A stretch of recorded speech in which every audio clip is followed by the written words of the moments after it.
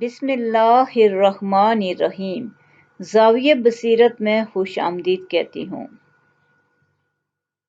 جو لوگ ناکام ہوتے ہیں ان کی سب سے بڑی خامی یہ ہوتی ہے کہ وہ لالچ میں مبتلا ہوتے ہیں۔ لالچ میں بہت خامیاں ہیں اور سب سے بڑی خامی کا تعلق انسانی ذہن کے ساتھ ہے۔ اللہ نے انسان کو تخمینہ لگانے، کیلکولیشن کرنے کی صلاحیتوں سے نواز رکھا ہے۔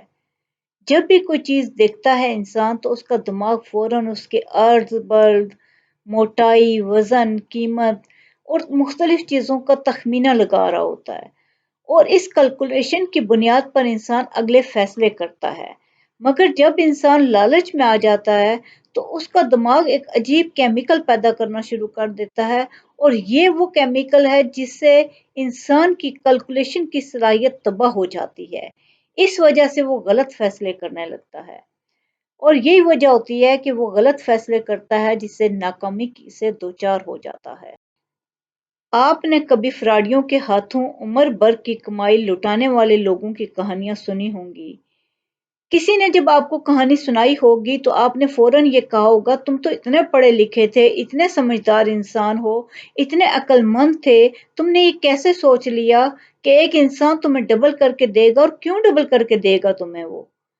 ایک انسان جو خود کچھ کام کاج نہیں کر رہا، کام کا لگتا ہی نہیں ہے، وہ تمہیں کیسے کم قیمت میں چیز دے سکتا ہے؟ اور وہ اتنی محنت کیوں کر رہا ہے کہ دوسروں کو ڈبل کر کے دینے کے لیے سٹرگل کر رہا ہے؟ کبھی مٹھائی سے بھی شوگر کا علاج ہو سکا ہے؟ کوئی بھی آپ کو بہت زیادہ فائدہ کیوں دے گا؟ تو اس کا جواب ہمیشہ وہ یہ دے گا کہ وہ تو ایسا جادوگر تھا، اس نے میری عقل پر پردہ ڈال دیا تھا۔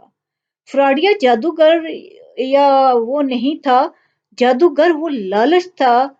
اس لالچ میں مبتلا ہونے کی وجہ سے وہ کیمیکل خارج ہوا تھا جس نے آپ کی عقل کو سلب کر لیا تھا۔ لالچ انسان کا بہت بڑا دشمن ہے۔ جب کوئی لالچ میں آ جاتا ہے تو اس کی عقل سلب ہو جاتی ہے، پھر اس میں سوچنے سمجھنے کی صلاحیت ختم ہونا شروع ہو جاتی ہے۔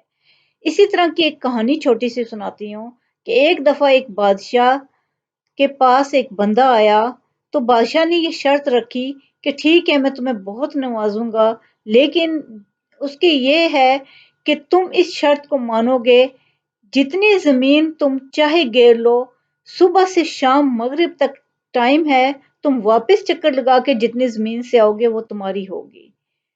اس بندے نے کھڑے ہو کے سوچا کہ ٹھیک ہے میں دوپہر تک جانے کا کام کروں گا اور اس کے بعد واپس آنے کا کروں گا تو مغرب تک واپس پہنچ جاؤں گا۔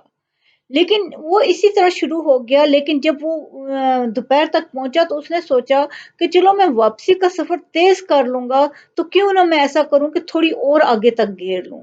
وہ اس طرح کرتا رہا، آگے ہی آگے بڑھتا رہا، یہاں تک کہ ٹائم زیادہ ہو گیا اور اس نے واپسی کا سفر اس طرح شروع کیا کہ سپیڈ بہت زیادہ کر دی۔ وہ اتنی سپیڈ برداشت نہ کر سک رہا تھا، لیکن وہ کرتا گیا، یہاں تک کہ جب وہ بادشاہ کے قریب پہنچنے والا تھا تو وہ گر کر مر گیا۔ کیونکہ اب یہ بتا رہی ہے کہ انسان نے، اس کی عقل نے اس کو یہ مشورہ دیا تھا کہ دوپہر تک تم چلتے جانا، واپسی کا سفر تم دوپہر سے شروع کرو گے تو مغرب تک پہنچ جاؤ گے۔ یہ اس کی عقل بتا رہی تھی کہ تم جانے اور آنے کا برابر ٹائم رکھو، لیکن جو اس کی لالچ تھی اس نے اس کو بتایا کہ تم اور طے کر لو اور طے کر لو، جس کی وجہ سے اس کا آخرکار نتیجہ یہ ہوا کہ وہ اس کی زندگی سے ہی ہاتھ دھو بیٹھا۔ اسی طرح انسان لالچ میں بہت بڑے بڑے غلط کام کر جاتا ہے، اور جب تک انسان لالچ نہیں کرتا، اس لیے کہتے ہیں نا کہ جو کام کرو بے غرض ہو کے کرو، پرخلوص ہو کے کرو، ایمانداری سے کرو۔ یہ جو لالچ اور ان چیزوں میں یہ آخرکار انسان کسی کام کا نہیں رہتا۔ ایک انسان ایک دن لالچ کرے گا کہ مجھے یہ حاصل ہو جائے، دوسرے دن وہ حاصل ہو جائے، تیسرے دن وہ حاصل ہو جائے، ایک لا حاصل لسٹ چلتی رہے گی زندگی میں، اس کو کچھ بھی نہیں اینڈ میں ملے گا۔ جبکہ انسان قناعت پسند ہو کے کام کرے گا، ایمانداری سے کرے گا، تو جو چیز حاصل ہونی ہے وہ ہو جائے گی اور اس سے زیادہ حاصل ہوگی جو انسان لالچ میں مبتلا کے وہ کام کر رہا ہوتا ہے۔ تو ناکامی کی ایک بہت بڑی وجہ یہ ہے کہ انسان لالچ میں آ کے اپنا سب کچھ تباہ کر دیتا ہے، کیونکہ لالچ کی وجہ سے انسان کی سوچ سلب ہو جاتی ہے، اور جب اس کی عقل سلب ہوگی تو اس میں سوچنے سمجھنے کی صلاحیت ختم ہو جاتی ہے۔ تو ناکام لوگوں کی ایک بڑی وجہ لالچ بھی ہوتی ہے۔